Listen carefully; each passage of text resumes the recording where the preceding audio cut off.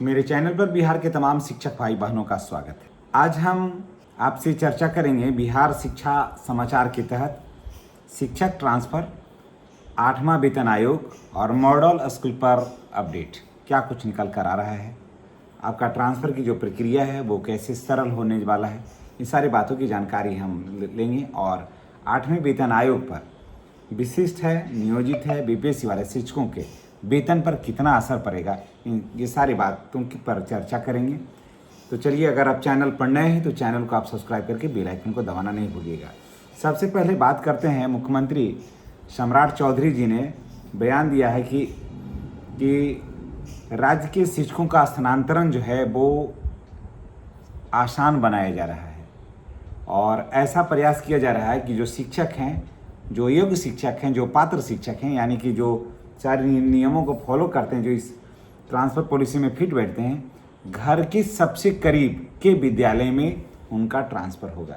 जी हाँ, उन्होंने बहुत जोर दे करके कहा है कि हम शिक्षकों के साथ हमारी सहानुभूति है, हमारा प्रयास है। माननीय मुख्यमंत्री जी कह रहे हैं कि हमारा प्रयास है कि शिक्षकों को उनके घर के सबसे करीब के विद्यालय में उनको भेजा जाएगा, लेकिन शिक्षकों का दायित्व है कि उन्हें गुणवत्तापूर्ण शिक्षा देना होगा, यानी कि शिक्षक को हर हाल में पढ़ाना होगा। बल्कबाजी करने से काम नहीं चलेगा। अब बात करते हैं शिक्षक ट्रांसफ़र नीति में शिक्षा विभाग जो सिस्टम लाया है उस पर चर्चा करते हैं, जिसमें उन्होंने बताया, इसमें है कि वरीयता के प्रणाली लागू की जा रही है। इस प्रणाली में सेवा अवधि, वर्तमान पदस्थापन, वरीयता से जुड़े अंकों को जोड़कर अंतिम मेरिट लिस्ट तैयार की जाएगी। जिन शिक्षकों का अंक अधिक मिलेंगे उन्हें स्थानांतरण में प्राथमिकता दी जाएगी।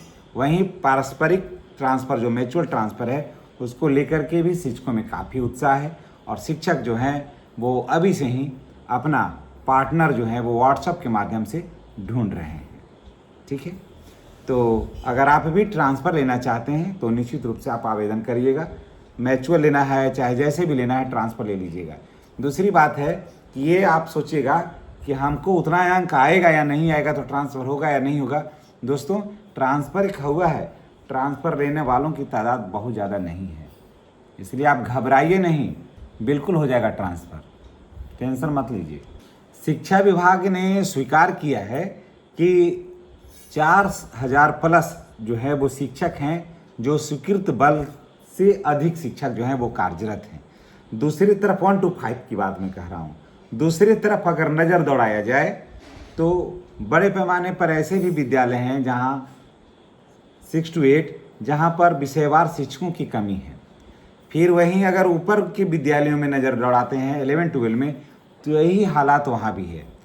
तो जितना ट्रांसफ़र का या रेशनलाइजेशन से हटाने फटाने की बात है 1 to 5 में हो रही है, ऊपर के विद्यालयों को हमें नहीं लग रहा है कि सरकार छूने जा रही है ज़्यादा। जितना भी जो भी खेल तमाशा करना है वो सब 1 to 5 में ही होगा।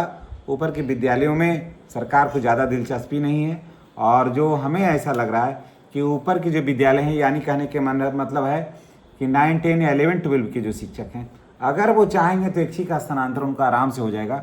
हाँ, ये भले है कि उनका घर का प्रखंड में नहीं होगा, लेकिन पास के प्रखंड और विद्यालय में तो निश्चित रूप से हो जाएगा। अब बात करते हैं दोस्तों 8वें वेतन आयोग का।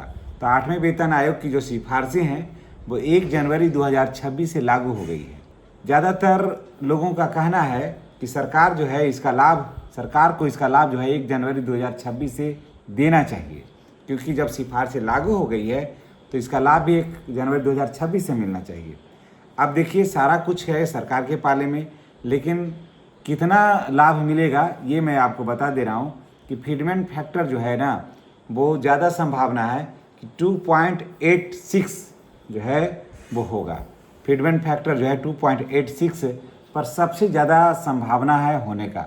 इस पर सरकार भी सहमति जता रही है और जो कर्मचारी संगठन हैं वो भी इस पर सहमति धीरे धीरे जता रहे हैं।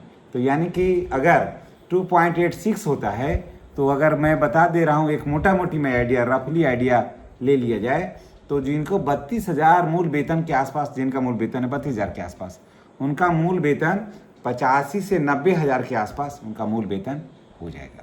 समझ गए? तो अब देखिए, अब सवाल ये होता है कि फिटमेंट फैक्टर क्या होगा।